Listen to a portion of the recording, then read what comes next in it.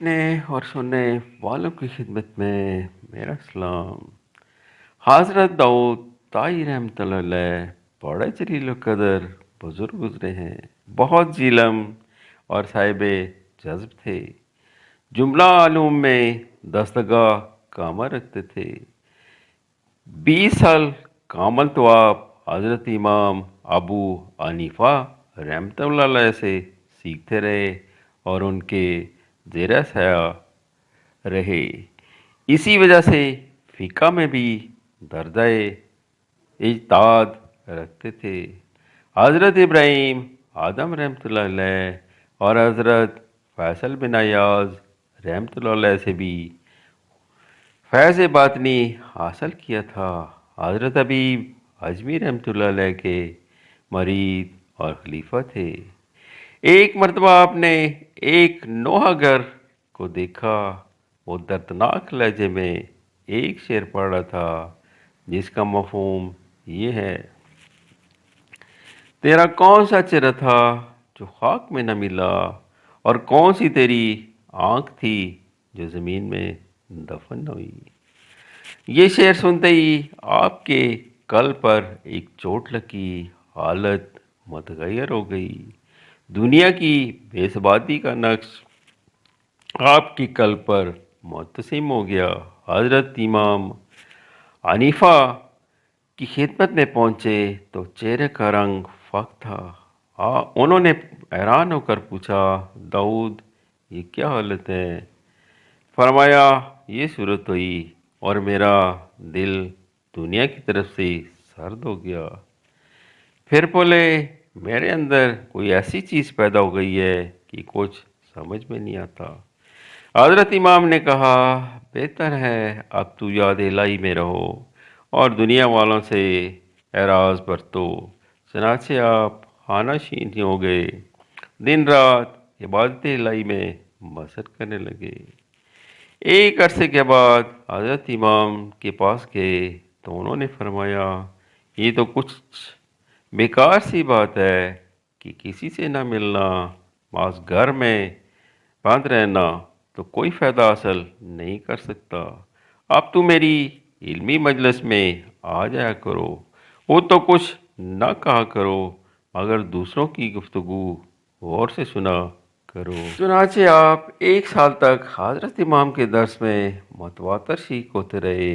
इसके बाद आपने फरमाया, हज़रत इस खामोशी और सब्र से मुझे इतना फ़ायदा पहुँच गया कि 30 साल का काम हो गया। दिल में खलश मौजूद थी। आप हज़रत हबीब आजमी रहमतुल्लाह अलैह की खिदमत में हाजिर हुए।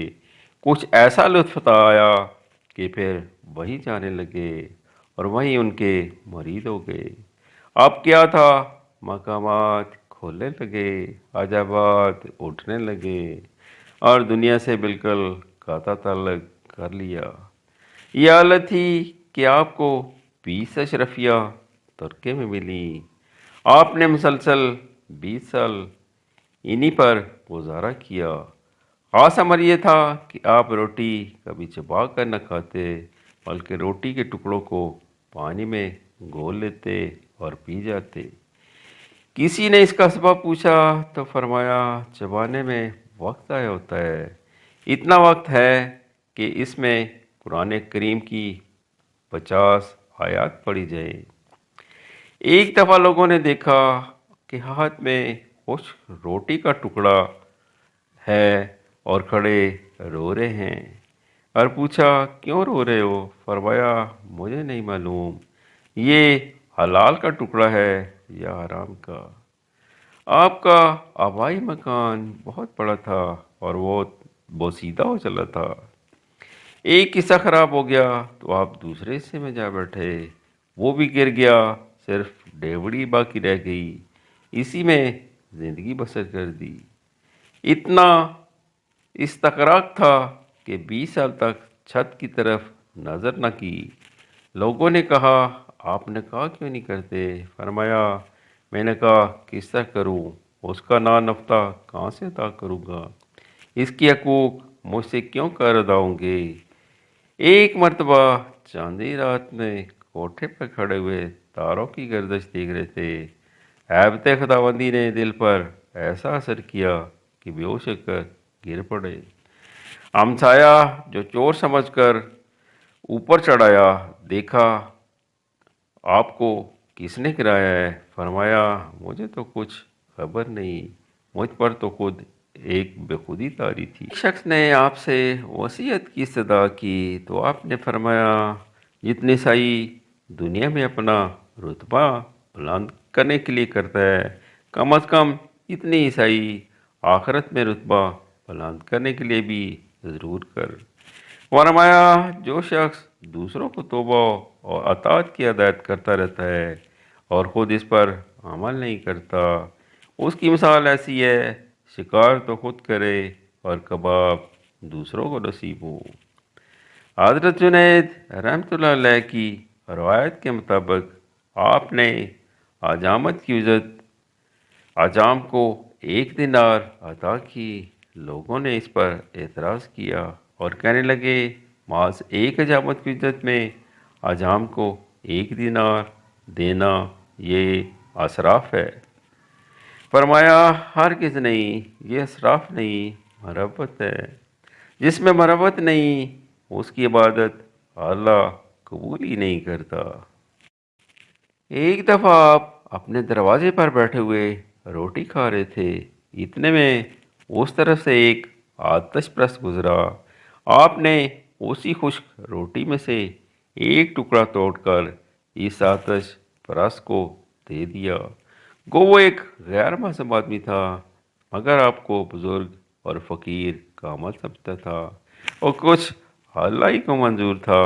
اس نے بے تکلف وہ ٹکڑا آپ سے لے لیا، فوراً چبا کر کھا لیا۔ خدا کی قدرت ملاحظہ فرمائیے۔ اسی شب کو وہ خواہش سے بےتاب ہوا اور اپنی بیوی سے مقاربت کی عمل ٹھہر گیا۔ 9 ماہ بعد اس کے یہاں حضرت معروف کرکی رحمۃ اللہ علیہ جیسے عارف کامل پیدا ہوئے اور یہ اسی ٹکڑے کی برکت تھی۔ یہ حضرت معروف کرکی رحمۃ اللہ علیہ آپ کے مرید اور خلیفہ تھے اور بڑے ہو کر برسوں آپ کی خدمت میں رہے، فیض حاصل کیا۔ ایک بزرگ کی روایت ہے کہ آپ علالت کی حالت میں اپنی دہلیز پر لیٹے ہوئے تھے۔ ایک اینٹ آپ کے سر کا تکیہ تھی، شدت کی گرمی تھی، پسینہ آ رہا تھا، حالت غیر تھی، زبان پر قرآن کریم تھا، تلاوت کرتے چلے جا رہے تھے۔ ایک بزرگ نے کہا یہاں تو آپ کو بہت تکلیف ہے، اجازت دیجیے میں آپ کو کہیں بہتر اور آرام دہ جگہ لے چلوں۔ شہر میں نہ صحیح تو جنگل میں ہی چلتے ہیں، مگر یہاں سے اٹھ بیٹھیے۔ فرمایا مجھے شرم آتی ہے، میں محض اپنے نفس کی خاطر کسی سے کوئی صدا کروں، آج تک تو میں نے کبھی اس سے مغلوب نہ ہوا، پھر آپ آخری وقت میں اس کے سامنے سر کیوں جھکا سکتا ہوں؟ اسی شب کو آپ نے بھالتے نماز وفات پائی۔ آپ نے وصیت کی تھی مجھے زیر دیوار دفن کیا جائے تاکہ کوئی میرے سامنے سے نہ گزرے، چنانچہ یہ ہوا۔ آج تک آپ کا مزار اسی حالت میں اسی جگہ قائم ہے۔ وصال کے بعد لوگوں نے آپ کو خواب میں دیکھا، آپ ہوا میں پرواز کر رہے تھے اور فرما رہے تھے میں نے زندہ لوگوں سے نجات پائی۔ جس وقت آپ کا انتقال ہوا اسی وقت آسمان سے صدا بلند ہوئی کہ داؤد کا مقصد حاصل ہو گیا اور وہ اللہ سے واصل ہوا۔ آپ کا قلب مبارک درد و غم کا ایک پیکر تھا، اشک الہی میں دن رات مستغر رہتے اور بڑے بزرگ یگانہ اثر تھے۔ علوم و فنون میں دستگاہ کامل حاصل تھی، فقہ اور حدیث میں معتبر تھے، مگر آپ دنیا میں ایک جید عالم کی حیثیت سے نہیں، ایک ولی کامل کی حیثیت سے مشہور ہوئے۔ 28 ربیع الاول 160 ہجری میں انتقال ہوا، مزار بغداد میں ہے۔ اجازت اس دعا کے ساتھ، اللہ ہم پہ بھی اپنا کرم کرے۔